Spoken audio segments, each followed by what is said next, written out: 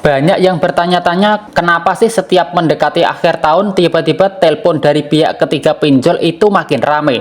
Buat yang lagi gagal bayar, rasanya kayak diserbu rame-rame gitu. Padahal di bulan-bulan yang biasa, kondisinya nggak segencar itu.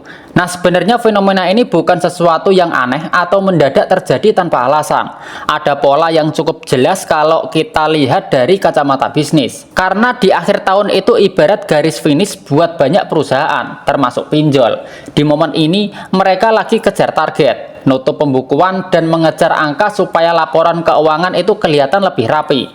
Jadi ya wajar banget kalau intensitas penagihannya itu tiba-tiba naik gitu. Pinjol juga manusia. Mereka punya target tahunan yang harus dikejar sebelum kalender ganti angka. Makanya nasabah yang sebelumnya ditunggu pelan-pelan sekarang mulai dikejar lebih serius gitu.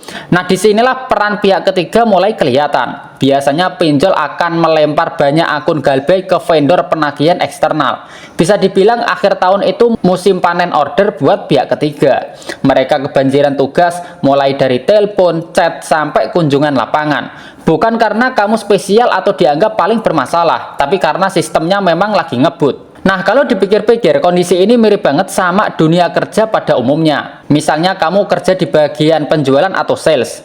Pasti ada target bulanan atau target tahunan.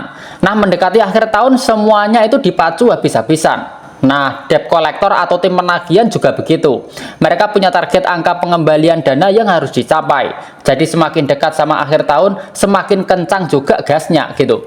Tapi yang perlu kamu pahami adalah meskipun penagihan makin intens, resikonya sebenarnya tetap sama. Tidak ada resiko baru yang tiba-tiba muncul hanya karena ini akhir tahun. Cara nagihnya mungkin lebih sering, lebih ramai, atau lebih terasa menekan. Tapi batas waktunya itu tetap sama. Mereka tetap tidak boleh melanggar aturan. Mereka tidak boleh main kasar dan tidak boleh melakukan hal-hal yang di luar ketentuan. Nah, di titik ini yang paling penting justru kesiapan mental kamu sendiri. Mau yang nagih itu pihak internal, pihak ketiga, atau entah pihak keberapa, statusnya itu tetap sama, yaitu tim penagihan. Jangan langsung ciut mental hanya karena jumlah pesan atau telepon itu jadi bertambah. Semakin panik, itu semakin kamu capek sendiri. Padahal kalau kamu tetap tenang, situasinya sebenarnya tidak seburuk yang dibayangkan. Anggap saja ini fase tahunan yang pasti lewat gitu. Karena awal tahun itu biasanya lebih sepi, pertengahan tahun mulai naik, dan akhir tahun paling rame.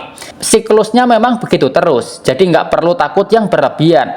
Fokus aja pada diri sendiri, tetap kerja, mencari penghasilan, dan jaga terus kesehatan mental. Selama kamu paham posisi, dan kamu tahu hak serta kewajibanmu sebagai nasabah, semuanya masih bisa dihadapi.